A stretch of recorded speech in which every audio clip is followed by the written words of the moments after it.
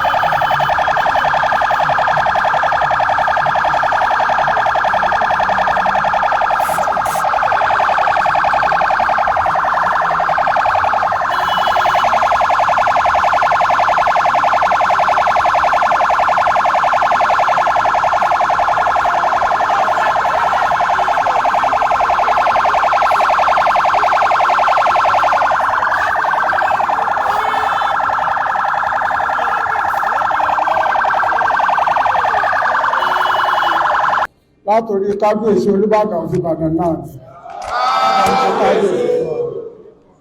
Mo kí gbogbo ẹ̀yin lọ́balọ́ba pé jókòó tẹ́ ẹ wá fún ayẹyẹ òlóyìn.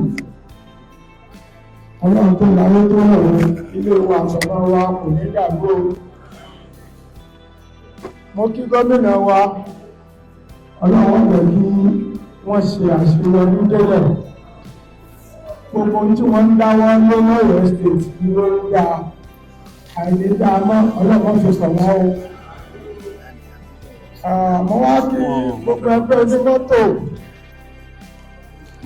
mo kí yé o Aláàjì Tómi olórí ẹgbẹ́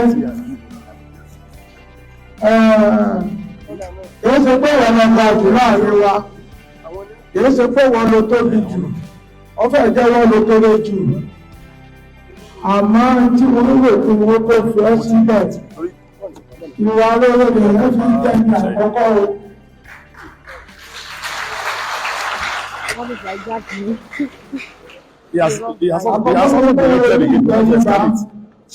Ìtẹ́ríba tó wọ́n sọ pé o ti dẹnu àkọ́kọ́ o wá kó o fi sílẹ̀. Gbogbo àwọn tó sì tẹ̀lé ọ lẹ́yìn náà eléré lórí ìjàmbá bọ́lá gbogbo wọn gbogbo ní pátá ẹjọ́ ní ìpínlẹ̀ Ọ̀yọ́ yìí ní Western Region ẹgbẹ́ méjì ló ní tó ń ṣàṣíwájú ẹgbẹ́ onímọ́tò àgbẹ̀gbẹ́ ẹlẹ́ran obìnrin tó bá fẹ́ lọ́kọ nígbà náà ọba ti lè fún mọ́tò àbẹ́lẹ́ran ọ̀rọ̀ ọkọ̀ rẹ̀ fún wálé.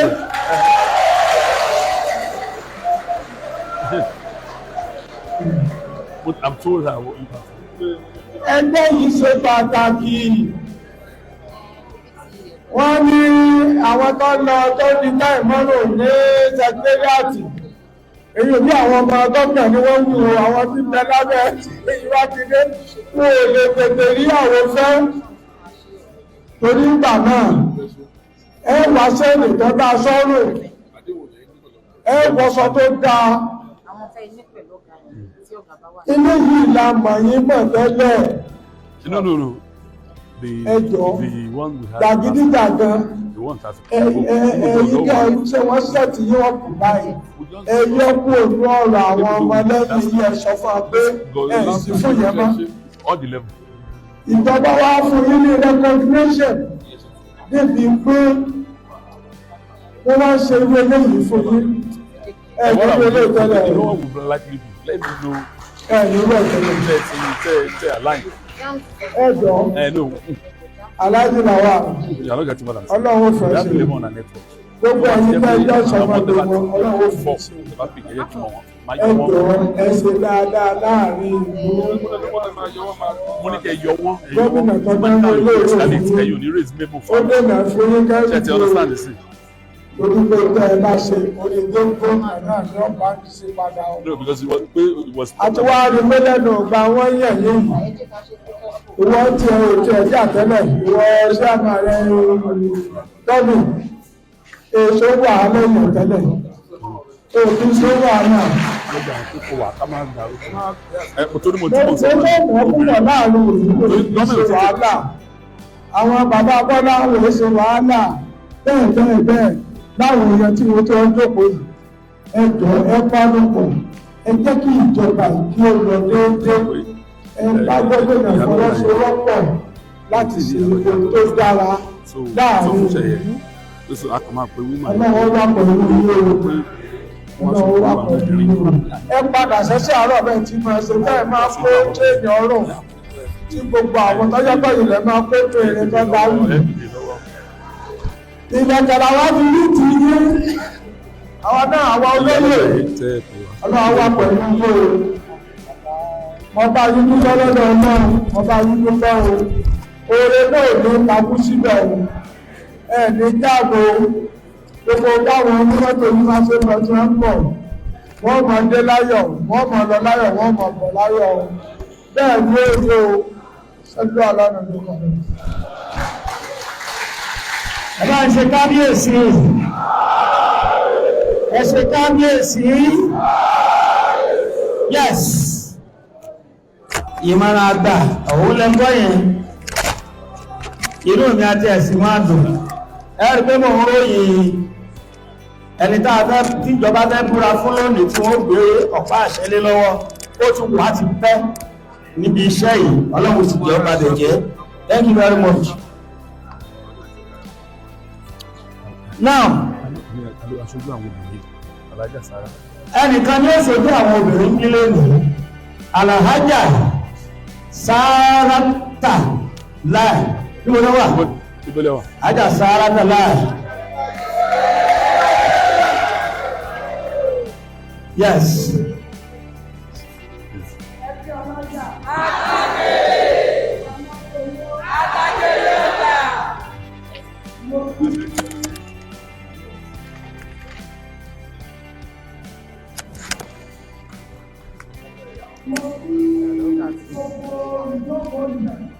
Mo wá sí bàbá wa kábíyèsí onímọ̀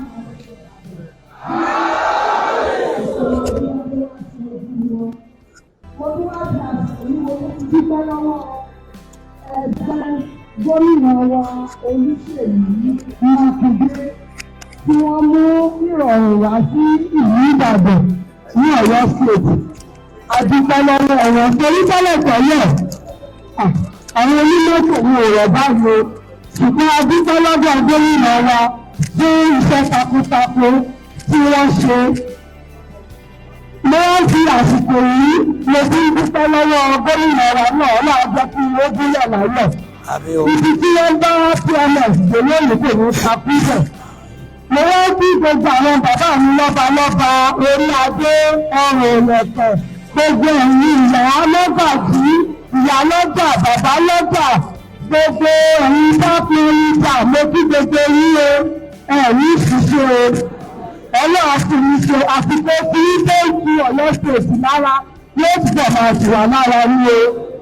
Mo wá tún bá olórí ilé fẹ́ bá sọ̀rọ̀ pẹ́lú torí pé ọlọ́run àbẹ̀tí bíbí ní ẹlẹ́yìn máa ń sọ̀rọ̀ rẹ̀ sí òun náà pé òun náà torí nígbà tí wọ́n sì fi ṣe olórí PMS ọmọ dáadáa ni ìgbà tó tí wọ́n débẹ̀ náà tán ó ti ń ṣe dáadáa wọ́n ní sọ̀rọ̀ àwọn àmì tí mo mọ orí ẹni tí òun ṣe àmọ́dé àtẹ́yìn fẹ́ fi tọ́lì lọ́wọ́ òun tó bó ṣe ń ṣe yìí ó máa yí padà yóò bọ̀ máa tẹ̀síwájú ni gbogbo èyí tó wá jẹ́ olóyè èèyàn o PMS ẹ̀jọ̀ nítorí ọlọ́run ibi tí ìjọba wa ẹnjìnìá Olúṣèlú Makinde ibi tí wọ́n bá fi rí kan fi dúró ẹ má kọjá àgbẹ̀ ẹ má torí wípé bóyá ti gba ọ̀pá àṣẹ lónìí gbogbo tí ìṣẹ̀lẹ̀ tẹ́lẹ̀ tó wá bẹ̀rẹ̀ sí ní ìṣẹ̀lẹ̀ gbogbo ẹ̀yin tí ẹ jẹ́ olóyè ní ẹgbẹ́ yìí ẹ ṣàṣeyọrí o ọlọ́run jẹ́ kí ẹbí ní ayọ̀ o tẹ́lì náà tó wá jẹ́ olórí ní ọmọ kékeré ní ọlọ́run bá wà gbà lágbà gbogbo ẹni tó bá ń tẹ́ bí ọ̀rọ̀ tẹ́lì ìṣòrí tọ́rọ̀ ọmọ tiẹ̀ náà rí bẹ̀ wọ́n bá ń ṣàmì ẹ̀rọ ọmọ tí a ní ọjà o yóò bì fáwọn ọmọ tí a ní ọmọ tí a ní odò lórí o mo wá fẹ́ kọjú sí ìfọ̀dà tẹ́lì tí a bá ti rí ẹnìkan tí ó bá wí ní pẹ́pẹ́ àfikọ́sẹ̀ ní ọ̀dọ̀ ìjọba tó bá ti gbé ìgbésẹ̀ kọjá òfin tí wọ́n fi rí ẹ tètè pé ẹ fà létí ẹ sì jẹ́ kó ní ìjìyà tó jẹ́ pé ọjọ́ bá ti kọjá ààyè bá ẹ bá fi rán sí ìjìyà tó bá tọ́ àtẹ̀yìn tó bá yẹ láti pé kí ẹ máa fún un. lẹ́yìn ìgbà náà ẹ jẹ̀ máa fún wọn ní ọ̀rọ̀ ìṣìtí gbogbo gbàgídígbàgbọ́n tó ti lọ ẹ má ti jẹ́ kó padà sí Ọ̀yọ́ State lásìkò tí ń mọ́ láti ìgbà tẹ́ ẹ ti bẹ̀rẹ̀ yìí a ti rí yàtọ̀ lágbára náà á túbọ̀ máa rí yàtọ̀ sí i kò sí ogun ọ̀pá rẹ̀ kò sí ẹyẹ mọ̀ọ́mọ̀ bàjẹ́ kò sí nǹkan kan ní kò adúpẹ́ lọ́dọ̀ Ọlọ́run bá wà sí i tọ́lì Ọlọ́run jẹ́ kó ogún yà ayọ̀ ọmọ kékeré ní Ọlọ́run dá ẹ̀ lágbà ẹ̀mí ìlú ogun gbogbo àwọn ọmọ tó bá bí Ọlọ́run jẹ́ kó ṣe oríire ibi tọ́rọ̀ rẹ dé dé lóhùn kò ní ta kú bẹ̀ Ọlọ́run tọ́lọ̀ ń fi jọ́lọ́ Ọlọ́run àti bàbá tó tara wọn jáde Ọlọ́run méjèèjì tó ní bá yàrá rẹ Ọlọ́run ìṣẹ́jọ́ tó lè kú ìyá rẹ àṣẹ́gun kò ní padà Ọlọ́run gbogbo abiyamọ tí ń bẹ́ ìgbésẹ̀ ó ti ní bẹ̀rẹ̀ títí ìlànà ilé àti èèyàn títí ìlànà ìlànà ọlọ́wọ́ táwọn káríkà ìsára ẹ̀ka ìlú ìrọ̀pútà wá ní ìṣá ńlá kàrọ̀ Jésù Olúwa wa ẹ̀kí àwọn onílà ẹ̀yẹ onílà ológo ṣàrí àwọn obìnrin wọn ò lé wọn wọ ìsàlẹ̀ wọn lọ yáyá èyí olórí oko tọ́lù àwọn oníṣẹ̀ṣẹ̀ náà àwọn náà wà ní ọlọ́lọ́mí ẹ̀bùdọ́gbọ̀n lókùnà ìsìnkàn bàbá lọ́jà wọ́n ń jọ wà lẹ́gbẹ̀ẹ́ àwọn ọmọ aláàjì wọn. bàbá ọlọ́gbẹ̀ àbá ẹjọ́ tí àtàwọn ẹ̀kọ́ rẹ̀ dáadáa aláàjì wáyé àbá.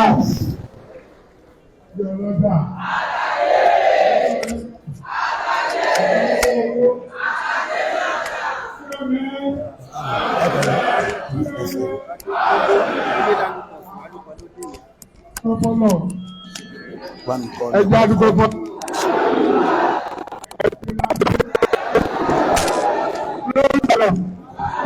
Lọ́gbà ló ní ìdìbò. Àdúgbò fún ọjọ́ òní dáadáa.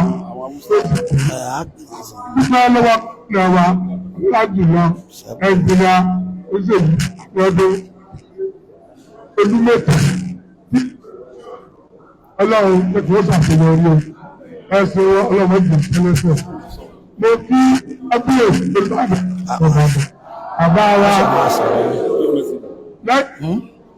pátápátá tí wọ́n wá ń gbèsè. Mo kí baálẹ̀ mo kí bá pà tí wọ́n tó ilẹ̀ Ìbàdàn tí wọ́n tó olúwa bóyá pẹ̀lú owó.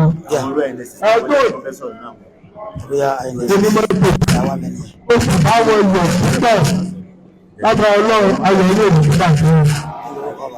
Mo kí gbogbo wọn apá àjùlọ ni wọ́n ti ń sọ̀tò fún wọn. Mo kí olórí wọn pátápátá àrájà àbàbàbà ìyá àlẹ́ àfọ́gbò. Ṣe rí Tomiwa wá ní ẹgbẹ́ mọ́tò nígbà tó ń bá ìgbà tó lọ sí láńpẹ́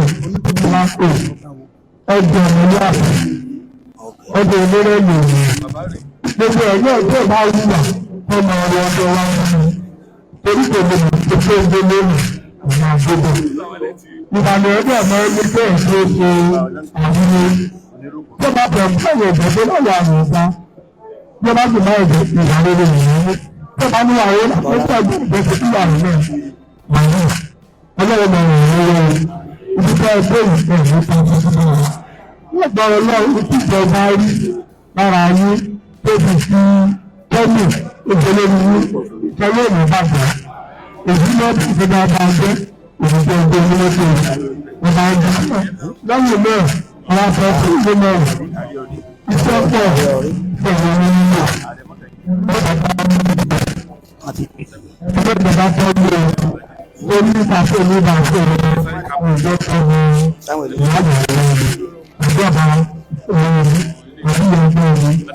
ẹgbẹ́ àfọwọ́ tì ní ìgbésẹ̀ ìgbésẹ̀ bá tó ọjọ́ ìdìbò tó àtìsọ́gbò mọ́tòmọ́lì ilé ìdìbò ìwé ìjọba ọjọ́ tó ìjà tó gbòògùn ọlọ́ọ̀dìbò tó lé ìfòyín ìwà tó yọrí pẹ̀lú ìbàgbẹ́ lọ́wọ́ ìjọba lọ́wọ́ aráàlú ọlọ́ọ̀dìbò tó lé àwọn tẹ́lẹ̀ fún àwọn ẹgbẹ́ onímọ́tò ní nípa ìrìnàjò ìgbélé tó yàtọ̀ àmọ́ tó tó wá yàtọ̀ nígbà wọ́n ń pè ó lọ tó ta fún mọ́ ọjọ́ lọ́nà lọ́wọ́ ẹ̀fọn ìbára sọ̀rọ̀ lọ́wọ́ torí báyìí ọ̀rọ̀ bá wà ọ̀rọ̀ tó ìfúnná tí àwọn ọ̀pọ̀lọpọ̀ ló wọn tí ọkọ̀ wọn bá yàwọ́ lójú àwọn àwọn ẹ̀mí káàkiri àgbáyé wọ́n máa fi ọkọ̀ ọdún tó bá wà ìjọba máa ń pa ìgbésẹ̀ tó wà lórí ìgbà lórí ìtàgé yẹn kẹkẹ gbogbo rẹ̀ ọkọ̀ ìyàwó wá fi dìgbà ó sì fi káàkiri ẹ̀kọ́ ó sì máa àǹfààní tó wà bẹ́ẹ̀ sọ ọkọ̀ mi ìlànà bẹ́ẹ̀ lórí ó lè gbà wà lẹ́gbẹ̀ẹ́ tó ṣe olùwé tó bá mójú tó olùwé ẹ jẹ́ ká máa retí àwọn tó wà ní ojú ọ̀nà náà wọ́n ti pé olùwé bá ṣe ní jẹ́ ọ̀pọ̀ náà yóò máa ṣe gbogbo ayé sì ń fara fún PMS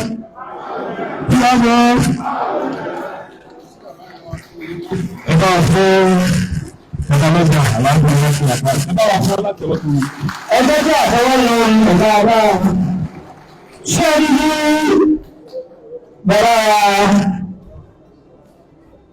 bí wọ́n ti bá wa sọ̀rọ̀ lọ́wọ́ ìwọ́n tó pé káyọ̀sí ọba ọlọ́sùnkà ní adéoyè olóòkè sí ìrìnkè wọ́n sọ ní pé àwọn ni wọ́n wà bá wa sọ̀rọ̀ bí ìṣẹ́jú kan sìn lórúkọ àwọn lọ́balọ́ba wọ́n fẹ́ bá àwọn ẹgbẹ́ onímọ́tò wọ́n fẹ́ bá yín sọ̀rọ̀ ìtí kábíyèsí ìlú bá sì sọ ẹ ti mọ̀ pé gbogbo ìlú ní ń bí wọ́n bá yín sọ̀rọ̀ láìpẹ́ yìí ṣùgbọ́n kí n tó pè wọ́n mo kí ààrẹ gbogbo àwọn mọ́gàjí ilẹ̀ Ìbàdàn káfàtà bàbá wa àríọrí ẹ̀dáàbọ̀ ẹ̀fún rẹ̀ ẹ̀bá fún ọlọ́pọ̀lọpọ̀ àtẹ́wọ́ yes bẹ́yìn ẹgbẹ́ kí n kí àwọn èèyàn wa ní sábó wọ́n ti wà ń bí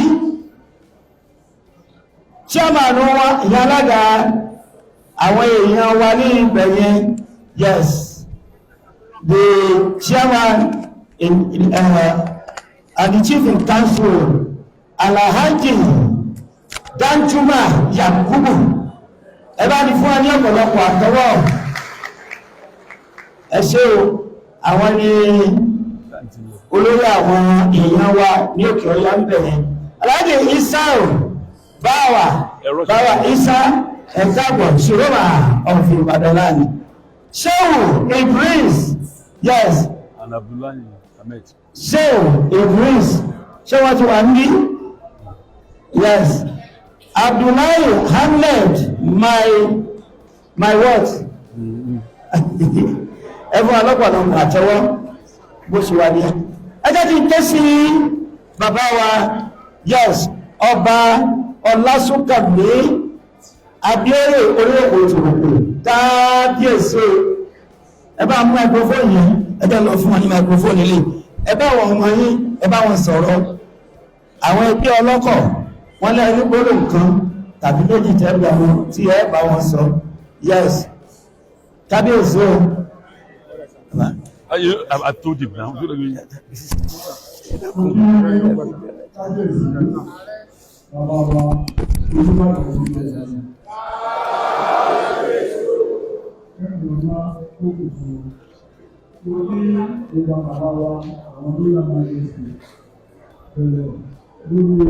We're going for the oath now.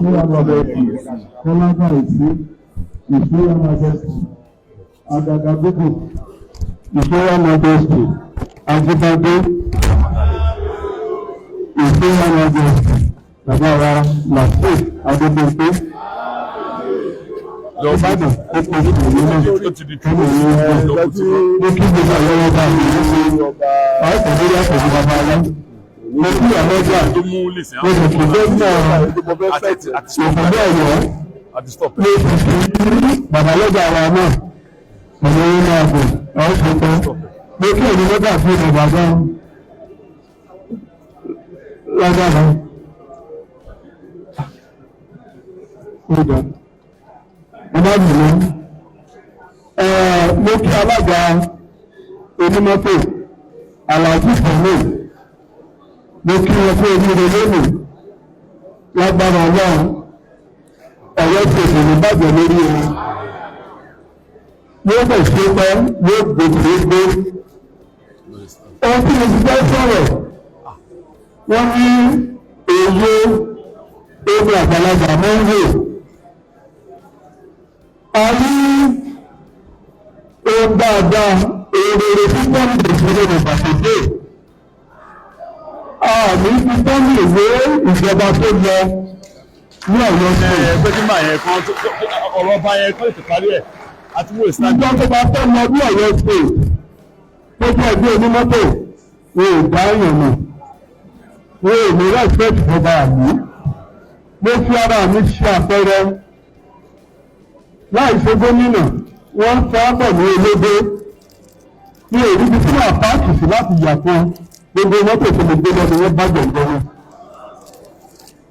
Ṣùgbọ́n mo dúpẹ́ lọ́wọ́ Ọlọ́run mo dúpẹ́ lọ́wọ́ Tọ́mì tó wà àgbà ní èsì awuyewuye wọn ni ṣùgbọ́n lọ́wọ́ gbọ́nà náà tó yẹn gbogbo awuyewuye tó ń ṣẹlẹ̀ ní akẹ́lẹ́ ló kábọ̀ òun lórí mọ́tò park lẹ́nu ìgbà tó Tọ́mì débẹ̀ àti ìgbà wa kábíyèsí ìdíbàdàn gbogbo èmi Tọ́mì ti parí.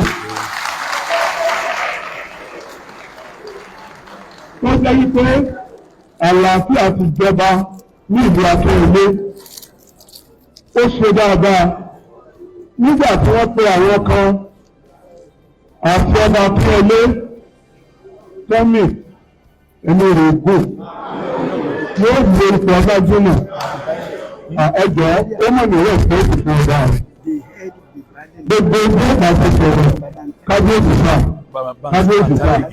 lóyìn ìjọba tó kó dá lé ní ìpẹ̀lú kankan mọ̀ lágbára ẹ̀mí rẹ̀ gùn gbogbo ẹni ká ẹgbẹ́ ṣàkóso lágbára ọlọ́run ẹ̀mí lóògbé ìjọba tí gbẹ́ǹkà yìí àdìpẹ́lẹ̀ sí ìjọba fọ́ọ̀gì ló wà ń kà báyìí ẹ̀yìn ẹ̀sọ́mọdé wọn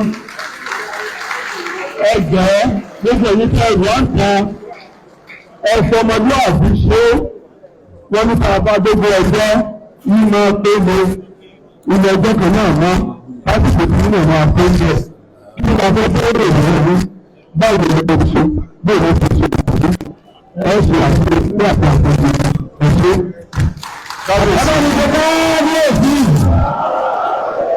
ẹ̀ṣẹ̀ kábíyèsí ẹ ṣe gan ni. Tomiwa àwọn ẹ̀ṣẹ̀ ẹ ṣe gan ni. ọ̀rọ̀ fún ọ̀rọ̀ bá wọn là fún ọ̀rọ̀ tẹ́ bá wo aago tó wà lọ́wọ́ yín aago mẹ́wàá làwọn ti bẹ̀rẹ̀ lórí rédíò àti lo more than 1.5 hours ó ń tá a bá wá gan àti ìṣe ó ń tá a bá wá gan òun la fẹ́ ṣe báyìí. bá fẹ́ gbowó sí àgbégbá tẹ̀lé kábí òun la fẹ́ ṣe òun la fẹ́ ẹ̀kọ́ sí ẹ̀kọ́ náà ó tó wọ tá a bá wá la fẹ́ ṣe báyìí báyìí We would like to acknowledge the presence of the head of Bales in the city, Bale Bamtale Ige.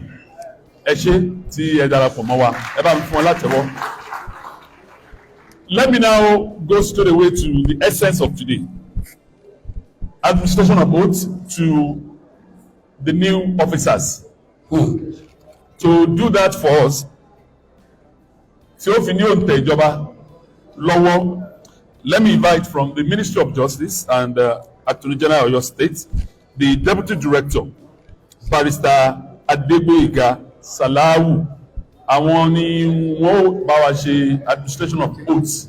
Ẹ bá mi fún wọn ní àtẹ́wọ́ tó rilẹ̀. Barrister. So the newly elected officers. Ẹ dákun ẹ̀rí tá à ń sọ lọ́wọ́ lẹ́yìn mi gbogbo wọn wá lè tò sí ìta wọ́n ní kẹ́ dìde kí ọba ṣáṣá ti wà ń bí àmàkí àmàkábọ̀ ẹ ṣé o wọ́n ní kí secretary àti chairman káàbọ̀ ń bí tí wọ́n bọ́ síwájú ń bí ẹ̀yẹ́ ìrókù ẹ̀ẹ́dà gbé ọwọ́ ní ó kàn àyà yín báyìí wọ́n bá ti ń búra fún yín.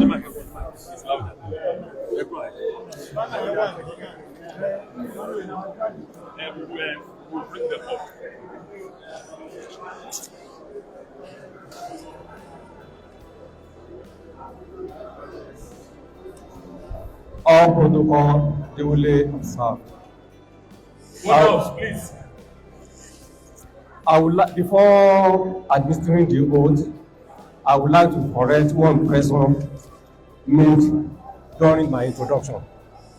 I am not a justice. I am a barrister, Adegboyega Salawu, and the Deputy Director of Ministry of Justice, OYO State. On behalf of my commissioner, Honorable Justice Abiodun Aihomo, hereby administer the following oath on you, and you should be saying after me. I, you mention your name. Mention your name, sir. Do solemnly swear that I will be faithful and bear true allegiance to the Federal Republic of Nigeria, that as a member of OYO State Park Management Executive, as a member of OYO State Park Management Executive, I will discharge my duties to the best of my ability, faithfully and in accordance with the Constitution of the Federal Republic of Nigeria and the law, and always in the interest of the sovereignty, integrity, solidarity, well-being, and prosperity of the Federal Republic of Nigeria, that I will strive to preserve the fundamental objectives and directives, principle of state, policy as contained in the Constitution of the Federal Republic of Nigeria, that I will strive to preserve the fundamental objectives and directives, principle of state policy as contained in the Constitution of the Federal Republic of Nigeria, that I will not allow my personal interest to influence my official conduct or my official decisions, that I will be that I will, to the best of my ability, preserve protect and defend the Constitution of the Federal Republic of Nigeria, that I will abide by the code of conduct contained in the 5th schedule of the Constitution and the Constitution of the PMS,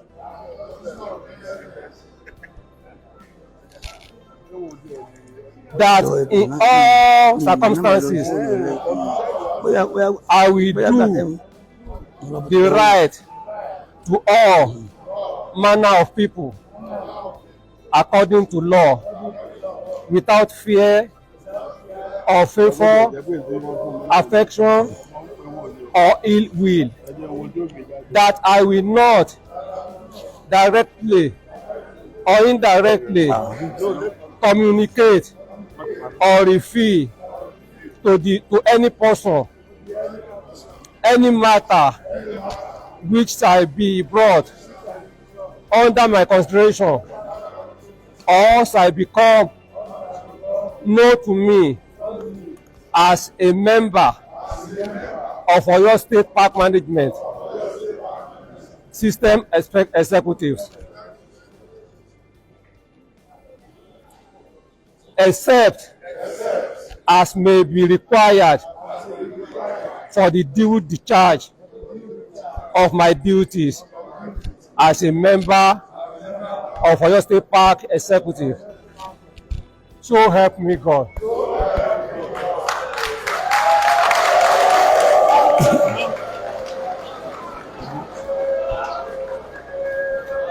Thank you.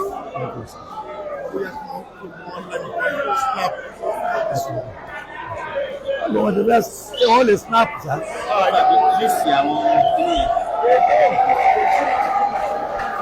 Ṣé ní orúkọ wọn?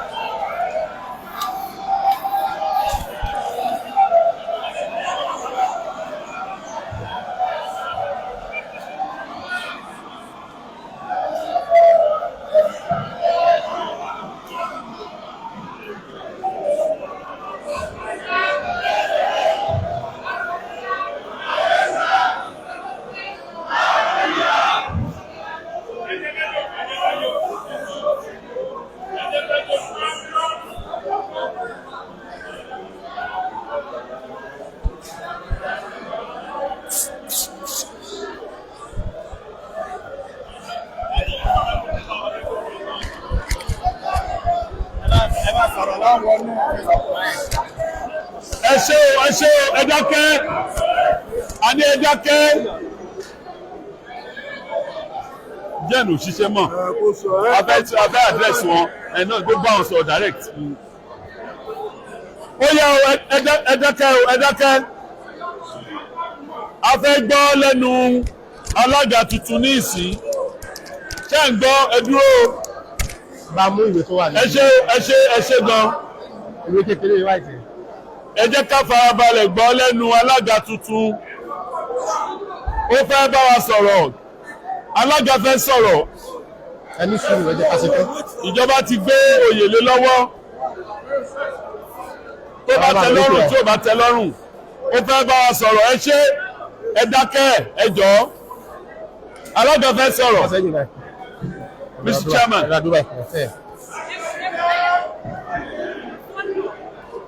the light, there's no electricity. Go to Para. Oh, good. I have your address. Ẹ jọ̀ọ́, one house, ẹ jọ̀ọ́. A ti sọ pé ìgbà ọ̀tún ló ti dé bá ọ̀rọ̀ onímọ́tò. Ẹ jẹ́ ká dákẹ́. Alága fẹ́ sọ̀rọ̀. Ẹ jọ̀ọ́.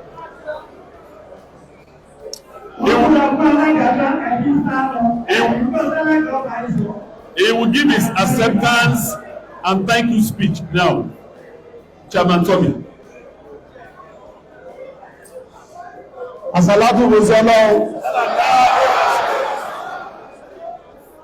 Gbogbo àwa tí a bá mọ̀ pé ọmọ ẹgbẹ́ awakọ̀ ni wá. Fún gbà tí máa fi sọ̀rọ̀ yìí, a gbọ́dọ̀ gbọ́ kẹ́nìyàn kan sọ̀rọ̀. A dẹ̀ fẹ́ ẹni kankan ò dẹ̀ gbọ́dọ̀ jáde kẹ́ lísìn sí ta fẹ́ bá yín sọ. Park manager. Management. Adúpẹ́ lọ́wọ́ Ọlọ́run ọba. Adúpẹ́ lọ́wọ́ Ànábì wa Muhammadu. Adúpẹ́ lọ́wọ́ gbogbo àwọn tí Ọlọ́run kó wá sí ayé lé lọ́wọ́. Adúpẹ́ lọ́wọ́ gómìnà wa nípínlẹ̀ Ọ̀yọ́, ọlọ́lá jùlọ ẹnjìníà Seyi Makinde. Adúpẹ́ lọ́wọ́ wọn. Adúpẹ́ lọ́wọ́ gbogbo àwọn executive wọn. Látorí Deputy Governor Oyo State, SSG, Speaker of the House, àti gbogbo àwọn commissioner tí wọ́n wà ní ẹ̀yìn adúpẹ́ lọ́wọ́ wọn. Adúpẹ́ ní ọwọ́ Olúbàdàn tilẹ̀ Ìbàdàn. Kí Ọlọ́run jẹ́ kí ẹ̀mí ọ̀bá náà kò fún wa. Àlàáfíà tó pé kọ́lọ́run bá wa fi ṣàánú wọn. Adúpẹ́ lọ́wọ́ gbogbo àwọn orí adé tí wọ́n wà ní ìjókòó bí. A sì dúpẹ́ lọ́wọ́ gbogbo àwọn mọ́gàjí ilẹ̀ Ìbàdàn tí wọ́n wà bí.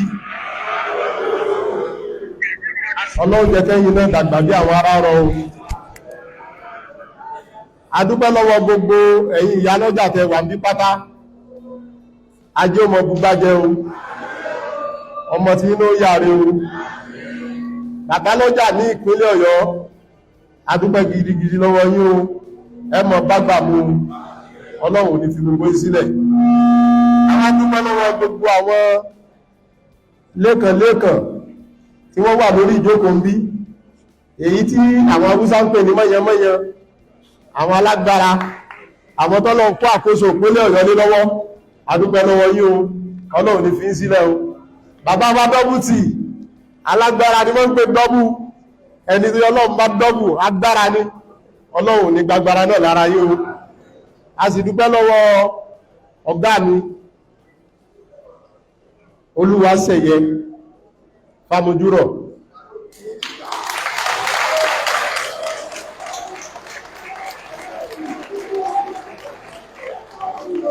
Ọlọ́run ní fi wọ́n sílẹ̀ o. Àánú tí ó wà lára wọn, àánú náà ní kò lára wọn o. Nítorí pé gbogbo ètò tó dé bá ọlọ́kọ̀ nípínlẹ̀ Ọ̀yọ́, ìtọ́sọ́nà wọn ni o. Àwọn náà ní pé ká ṣe báyìí, ẹ ṣe báyìí, ẹ ṣe báyìí, adẹ̀ ń ṣe, ó dẹ̀ ń já sí dùnú. Adúpẹ́ ní ọwọ́ wọn. Àwọn agbófinró tí wọ́n jẹ́ ọlọ́pàá, adúpẹ́ lọ́wọ́ àwọn náà fún ìfọwọ́sowọ́pọ̀ wọn lórí tiwa náà. A sì dúpẹ́ lọ́wọ́ àwọn DSS, adúpẹ́ gidigidi lọ́wọ́ wọn, àwọn civil defense, àwọn tímà, gbogbo tó ń jágbófinró ní Ọ̀yọ́ State, adúpẹ́ lọ́wọ́ wọn, Ọlọ́run wà pẹ̀lú wọn. Bẹ́ẹ̀ ni gbogbo àwọn oníwèé ìròyìn àti gbogbo iléeṣẹ́ rédíò, adúpẹ́ amọ̀lóore, nítorí pé béèyàn bá kọrin tó bá dùn, bó níwèé ìròyìn bá ní ó dùn, ó kọ ẹni tí ó tún yẹn lẹ́m̀bẹ̀. Àbá adúpẹ́ pé à ń kọrin, àwọn náà ń bá wa ta gìtá sí. Lágbára Ọlọ́run, iléeṣẹ́ yìí ò ní jóná o. Ọba tó fún yín lóhùn kò ní gbóhùn lẹ́nu yín. Adúpẹ́ amọ̀lóore o. Gbogbo ọmọ ìpínlẹ̀ Ọ̀yọ́ pátá wọ́n ti gbéṣẹ́ tuntun lé wa lọ́wọ́ o. Ìgbà ọ̀tún ti dé, àwa náà ń ṣèlérí fún yín lénìí, gbogbo tíjọba láwọn fẹ́ àwa ti gbà á dẹ̀ ṣe, a máa ṣe dáadáa tí máa tún dáadáa ṣe bẹ́ẹ̀ lọ.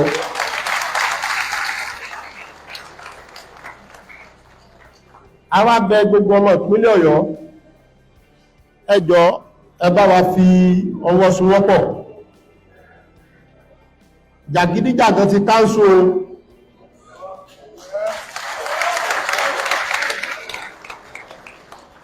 à ń sádà àmúgbó nínú gáràjì gbogbo ẹ ti káńsù o à ń wọṣọ tí àwọn aṣọ wọ̀kúwọ̀ gbogbo ẹ ti káńsù o ẹ lè rí ọmọ gáràjì kan tó dìde páàlì mọ́ nítorí pé àwa náà bá wọn fi òfin àfi bá wọn ṣeré ẹni bá ti ṣẹ̀ sófin ẹsẹ̀kẹsẹ̀ la máa fàyè àwọn agbófinró lọ́wọ́ nítorí pé àlèmárí kàńdà nínú rẹ̀ sí táwa náà bá ti ń rí àmọ́ yọ dànù ni pẹ̀lú ìfọwọ́sowọ́pọ̀ yín lágbára náà àwa náà lè sí wà wò á níjọra wa lójú ọba tó ń bá wa tò tí gbogbo ẹ fi ń tutù ọba náà lè padà lẹ́yìn wa o ẹ ṣe adúpẹ́ o ẹ kú ìfọwọ́sowọ́pọ̀ gbogbo bí tí ẹ bá ti rí kùdẹ̀kùdẹ̀ wa ẹ ti pété pé ilé iṣẹ́ ìyá ẹgbẹ́ wa ẹ rí àwọn executive wa tí wọ́n máa débẹ̀ lágbára ọlọ́run gbogbo tẹ́ ń fẹ́ ní ti dáadáa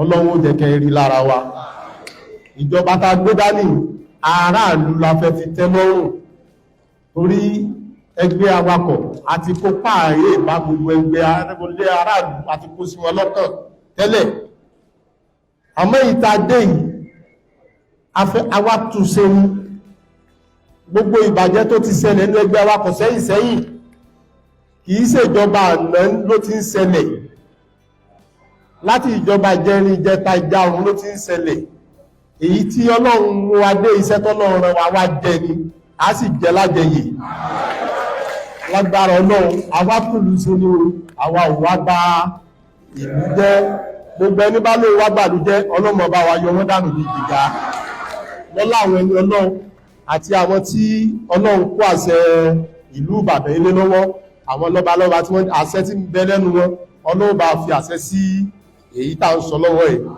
park manager management adúpẹ́ gidigidi lọ́wọ́ yín o ọlọ́run ní dá ìpínlẹ̀ Ọ̀yọ́ rú God bless Ọ̀yọ́ state God bless Nigeria God bless ìlú Ìbàdàn Olúyọ̀lé ìlú Ìbàdàn God bless Olúyọ̀lé God bless ìlú Ọ̀yọ́ God bless Ògbómọ̀ṣọ́ God bless gbogbo òkè ogun ọlọ́jẹ́ dáadáa gbogbo wọ́gbà ààyè sí wà wò pápá nílá ẹbá ní ṣe kábíyèsí fún gbogbo àwọn orí adé o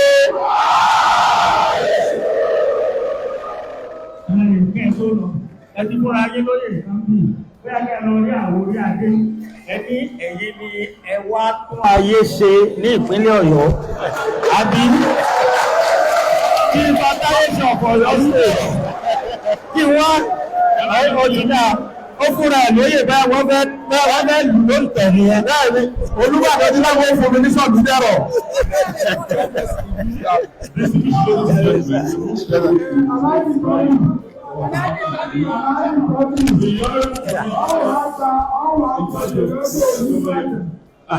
Fún orúkọ tó mẹ́jẹ̀ ọwà gbogbo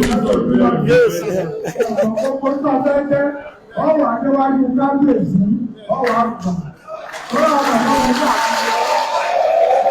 Kábíyèsí, èmi ní màmá ní tó ní ìṣe yẹyẹ sí.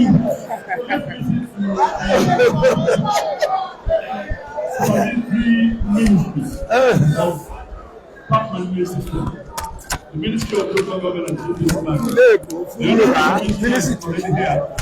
Honorable Segun Olayiwola. Let's take a listen to him. Honorable Segun Olayiwola, àwọn ni kọmíṣánná wa gbogbo tó jẹmọ́ ìjọba ìbílẹ̀ pátápátá àti ètò oyè jíjẹ ní ìpínlẹ̀ Ọ̀yọ́. Ẹ bá fún wọn látẹ̀wọ́. Ẹ fún wọn látẹ̀wọ́ dáadáa. Ó bá ti lù sà. Ẹgbẹ́ Olúwa tóbi.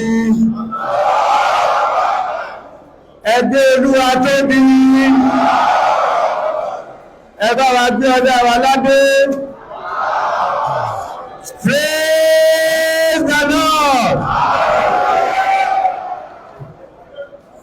mo kí gómìnà ìpínlẹ̀ Ọ̀yọ́ ọ̀gá wa pàtàkì ẹnìyàn Olúwaṣèyí Makinde FNSC. Mo kí deputy governor ìjọba ìpínlẹ̀ Ọ̀yọ́, mo kí akọ̀wé ìjọba, mo kí speaker House of Assembly, mo kí gbogbo àwọn tá à ń ṣèjọba pẹ̀lú gómìnà wa. Mo wá ti bẹ̀, mo kí Olúbàdàn ti ilẹ̀ Ìbàdàn kábíyèsí o, mo kí gbogbo àwọn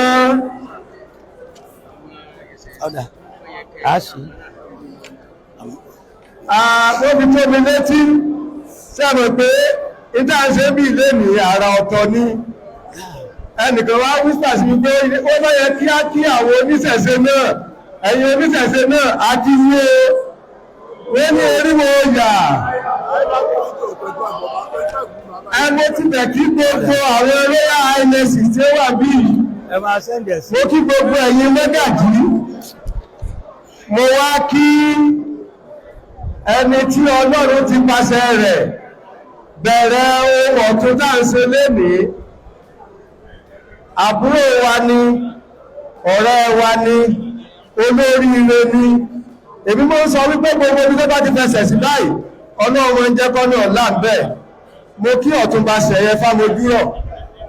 Sẹ́wọ̀n pé tí inú èèyàn bá dùn kìí ṣe pamọ́ra. Nígbàtí olórí àwọn bank manager wá bí ó ní director general ní abẹ́ òfin tá a ṣe fún park manager, nítorí látò ní lọ ẹ̀yin park manager tá a búra fún irú ara tí wọ́n bú fún gọ́ọ̀nà ìpínlẹ̀ Ọ̀yọ́ ní Liberty ilé ẹkùn fún ilé níye o, irú ara tí wọ́n bú fún àwọn commissioner ilé ẹkùn fún ilé níye o, irú ara tá a sì bú fún ilé ní ẹ̀yin state exco ẹ lọ bú fún àwọn local government exco, ẹ wàá gbé agbára wọn local government exco, àwọn náà wà lọ búra fún sọ́nà nítorí wípé òfin gbé iṣẹ́ yín lẹ́yìn. Bí mo wá ṣe ń ṣe lọ, bí mo ṣe ń sọ yẹn lọ, ọ̀gá tí park manager olóyè Tọ̀mí the chairman ní tó sọ pé director general ọ̀dọ̀ bí ìgbà wípé ó lọ́dá tó òfin yẹn ṣe nítorí wípé a sọ di agency kan iná ẹ̀lú. Ṣùgbọ́n ká tó lè sọ di agency, ẹ gbọ́dọ̀ jẹ́ kí gbogbo ọmọ ìpínlẹ̀ Ọ̀yọ́ mọ̀ wípé ìgbà ọ̀tun tí a pè fún tí a fi dá èyí lẹ̀ ó ti dé.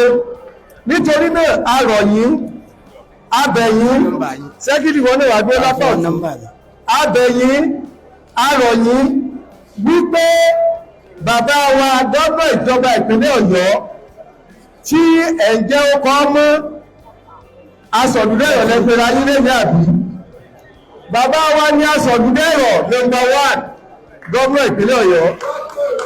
Ní Monday nígbàtí a gbé ọ̀pá àṣẹ fún aṣígbèdè tilẹ̀ Ìgbẹ̀gbẹ̀, kété tí a gbé ọ̀pá àṣẹ fún wọn tán tí wọ́n bá wa sọ̀rọ̀, wọ́n ní ìgbẹ́dáwọ̀ ọ̀kọ́ sọ fún gbogbo ọmọ ìpínlẹ̀ Ọ̀yọ́ ni wípé àwọn fi ó yẹ asọ̀dúndẹ̀rọ̀ gbogbo ìpínlẹ̀ Ọ̀yọ́ àti ti ilẹ̀ Ìgbẹ̀gbẹ̀ àwọn fi dá bàbá lọ́lá. Àwọn bàbá wa náà tún fi asọ̀dúndẹ̀rọ̀ ti àwọn park managers dá Tómi lọ́lá lónìí. Ìpínlẹ̀ Ọ̀yọ́ wá dẹ̀rọ̀ ní ọ̀dẹ̀rọ̀ tó lè bá wá dẹ̀rọ̀ bí a ṣe ń rò bá a ṣe ń gbàdúrà láti bẹ̀rẹ̀ pé Ọlọ́run mú lọ ní àṣẹ. Gbogbo ìmọ̀ràn tí bàbá wa ti gbà yìí ẹ gbọ́dọ̀ fẹ́ o. Àtàáfún ní sàtífíkẹ́ẹ̀tì tẹ́ ṣe lónìí, ìtumọ̀ rẹ̀ ní pé ẹni tí wọ́n bá ti tàpá sí òfin tó dá yín kalẹ̀ á gba sàtífíkẹ́ẹ̀tì lọ́wọ́ ẹ̀.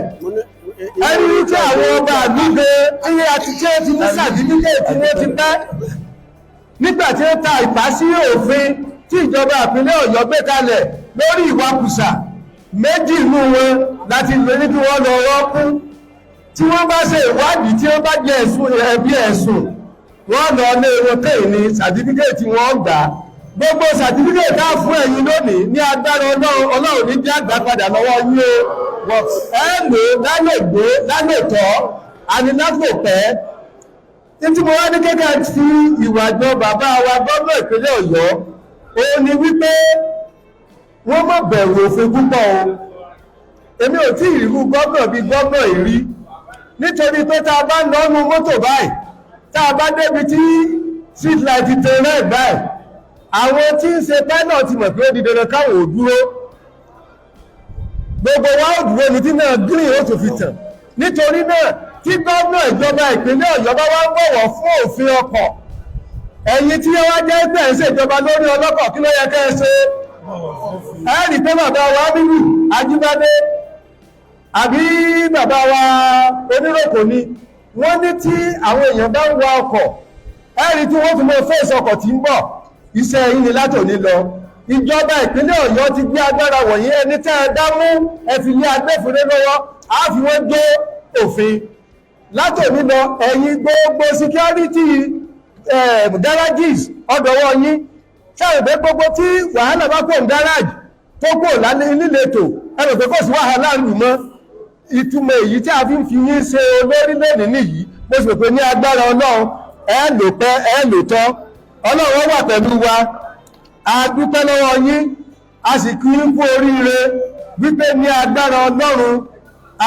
àwòkọ́ṣe tí ìpínlẹ̀ Ọ̀yọ́ jẹ́ ní gbogbo Nàìjíríà wọ́n mọ̀ wo orú àwòkọ́ṣe yìí nítorí náà mo dúpẹ́ lọ́wọ́ yín ẹ̀yin bàbá wa gbogbo yín àpè yín wípé kẹ́ ẹ wá jẹ ẹlẹ́rìí nǹkan wọ̀nyí àpè Haúsá àpè Ìgbò gbogbo ẹ̀ka lẹ́ka ní gbogbo ìpínlẹ̀ Ọ̀yọ́ ìlàpè sí ìlénìí kí wọ́n mọ̀ rò pé ọ̀rọ̀ òṣèlú ni kì í ṣe ọ̀rọ̀ òṣèlú ọ̀rọ̀ ìlú títò ẹnìkan sọ̀rọ̀ òṣèlú ń bì ṣùgbọ́n gbàtẹ́ bá rí òṣèlú ẹgbẹ́ òṣèlú tí ń ṣe dáadáa fúlù kí ló yẹ ká ẹ ṣe kí ló yẹ ká ẹ ṣe ìbò local government ń bọ̀ láìpẹ́ yìí kí ló yẹ ká ẹ ṣe ẹ dìbò fún ẹgbẹ́ tọ́nà ń lò láti tún ìtò tí ń ṣe títì tí ń sọ̀dà tí ń ṣe park manager tí ń ṣe gbogbo ẹ̀ báyìí ẹ dìbò fún ẹ láti lè tẹ̀síwájú ni mo kí adúpẹ́ lọ́wọ́ yín nítorí àwọn tí wọ́n ń ṣe fírìfìtì láti àárọ̀ á láti ka díẹ̀ ní èdè èbó kí àwọn tí ọ̀gbọ́ Yorùbá kí wọ́n lè mú nǹkan lọlé.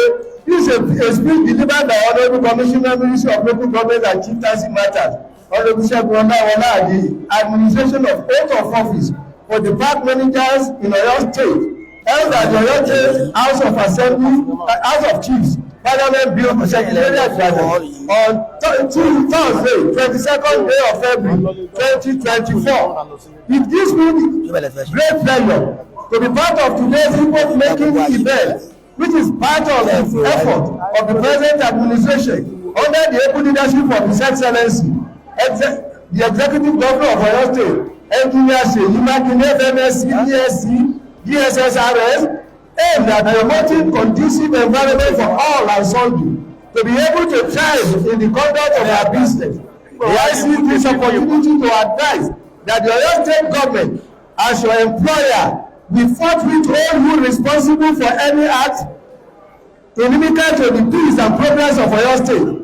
The effort of the government is intended to enhance the efficiency and effectiveness of our park managers in the discharge of their duties at their various parks.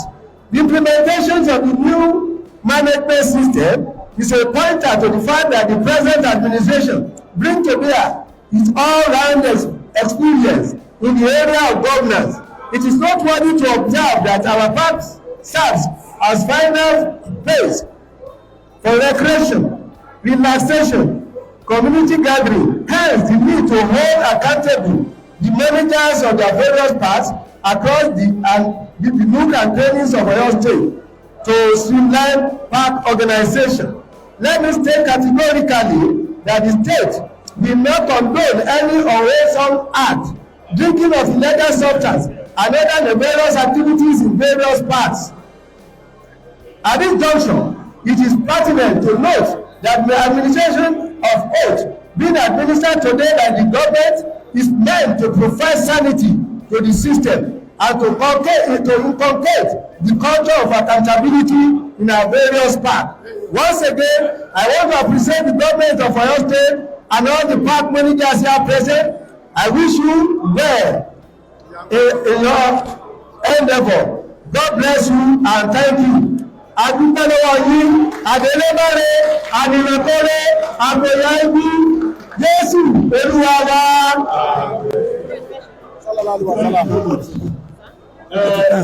Ìmọ̀ tó kù tàbí ẹ̀jẹ̀ báyìí. Ẹ̀yin mọ́ bàbá tó ẹ̀yin mọ́ bàbá tó wà. Ẹ̀yin mọ́ bàbá tó wà láti ṣe. Alẹ́ bá wọn sọ̀rọ̀. Àwọn kámẹ́rà mi.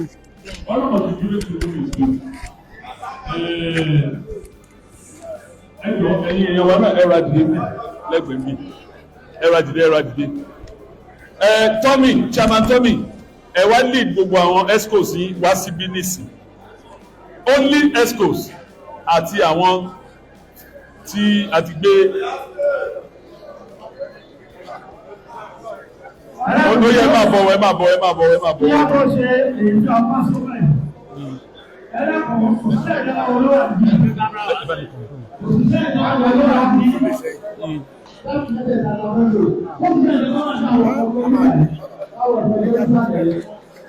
àwọn òṣìṣẹ́ ìjọba olówó àti ẹ máa gbé lọ́wọ́ ẹ wá sọ ibi tí ọ̀tún bá wọn ní. Lọ́dún ó ní bá onítàfẹ́ ṣe.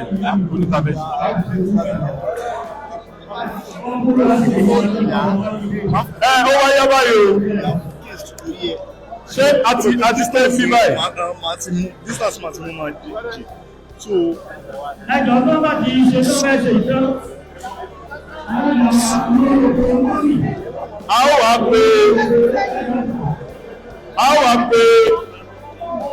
pé ẹni tí ó ṣe akitiyan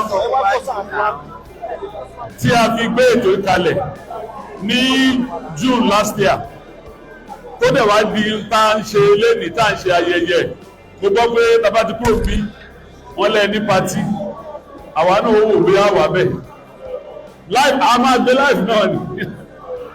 Ẹ jọ̀ọ́ ẹ bá mi fi àtẹ́wọ́ tó rinlẹ̀ láti gbé.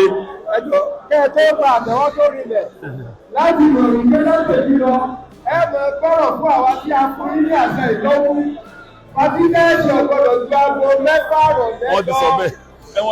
Ẹjọ́ bẹ́ẹ̀ jọ kí a máa ẹgbà bẹ́ẹ̀ gà. Thank you very much. Wọ́n ní kò sóògùn mọ́. Ó yá ẹ fi àtẹ́wọ́ tó rinlẹ̀ ẹ jọ̀ọ́ time we are running up this broadcast. Ẹ fi àtẹ́wọ́ tó rinlẹ̀ láti gbé Ọ̀túnba Ṣẹ̀yẹ Fámojúrọ̀ tí ó darapọ̀ mọ́ wa ní ìsìn. Ẹ bá mi fún Ọ̀túnba Ṣẹ̀yẹ Fámojúrọ̀ ní àtẹ́wọ́ tó rinlẹ̀. Kátẹ́wọ́ ẹ máa lọ Ọ̀túnba Ṣẹ̀yẹ Fámojúrọ̀. À ń retí yín o, à ń retí yín. So ó yá o.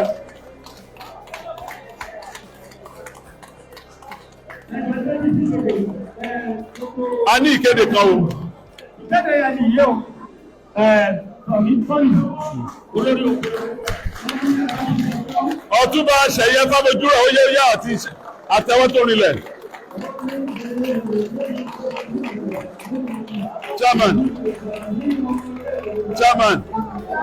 Chairman ẹ máa bọ̀. Chairman and the secretary.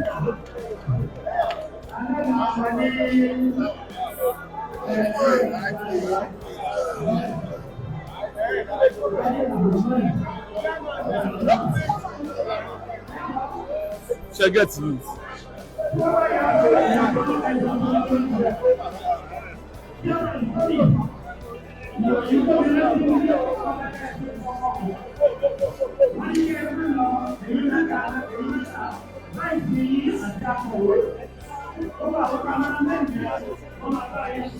Secretary.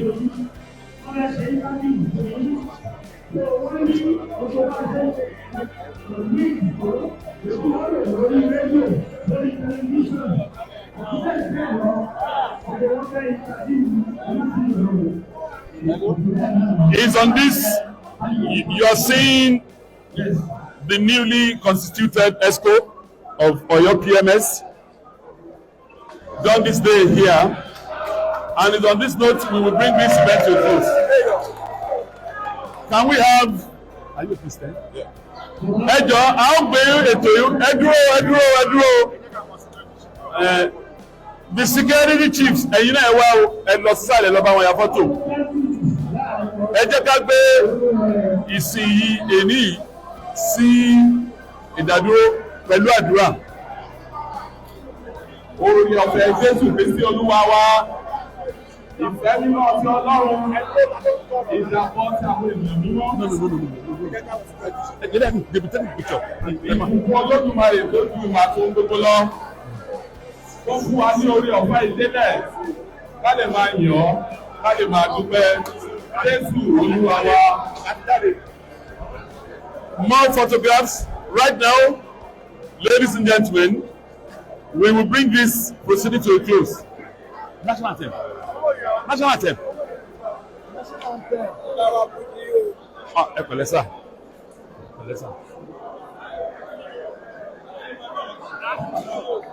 National anthem. Ẹ bú bọ̀ yẹ́yẹ́. Ẹ rà sà. Ẹ sà.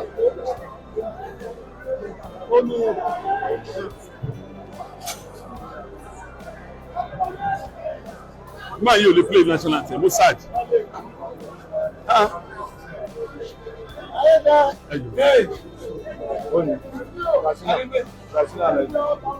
Sorry.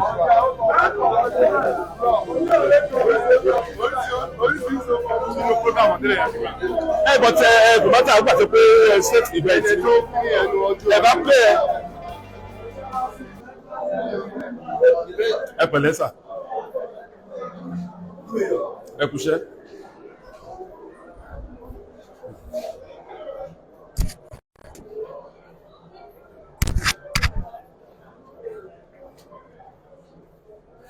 Yoni.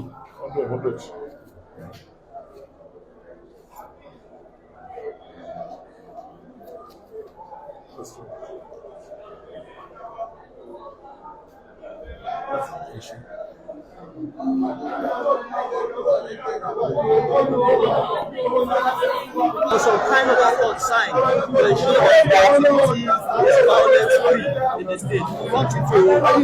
That is it.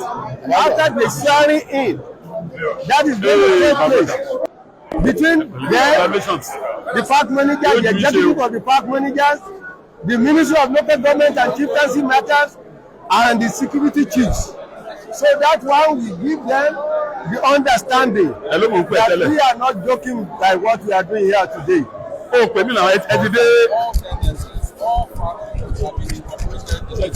By the grace of God, there is no section, no faction that is left out.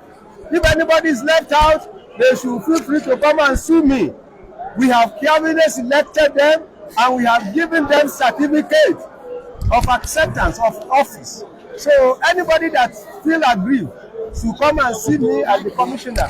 We will make sure that we tender that to the governor of OYO State. If anybody is aggrieved, yes, and we will welcome them. But to the best of our knowledge, no one is left out. All right, because of audio issues, we want you to take that again in Yoruba. Ọjọ́ ti lọ. Nǹkan tá à ń sọ ni wípé nǹkan tá à ń ṣe lénìí àrà ọ̀tọ̀ ni.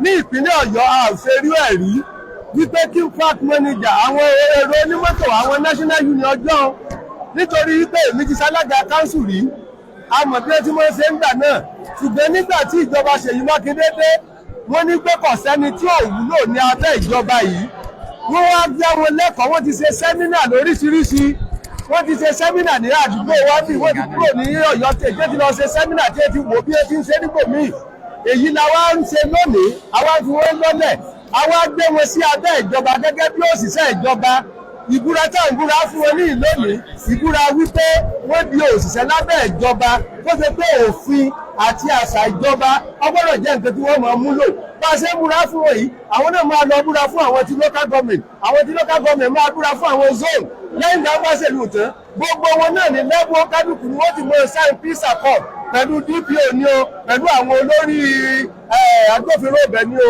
nítorí náà àgbà á fi dá lójú ẹ tó fi wá wípé ìjẹ́ a rí ẹlẹ́yàmẹ̀yà tàbí ẹlẹ́dẹ̀mẹ̀dẹ̀ tàbí pé àwọn kan tá a fi bẹ̀ nígbà táwa ń ṣe ń tà ń ṣe yìí gbogbo ẹ̀yà la mú wa bẹ́ ṣùgbọ́n ẹni tó bá rí wípé inú sì ń bí òun tí gbà ó wá rí mi gẹ́gẹ́ bí kọmíṣínà tó ṣètò yìí mo mọ̀ pé àwà ipò ètò lọ́dọ̀ ìjọba àwà àyè fún ọ náà ìjọba fi àyè gbà tó nílé tóko àti tẹlẹ́rù àtàlejò láfààyè gbà àti yín ẹyẹ ọlọ́jà ọjọ́ ìṣẹ̀lẹ̀ ẹjẹ́ kúrò kọ́ Yorùbá méjì àtẹ̀já lọ olójọ́ ti lọ.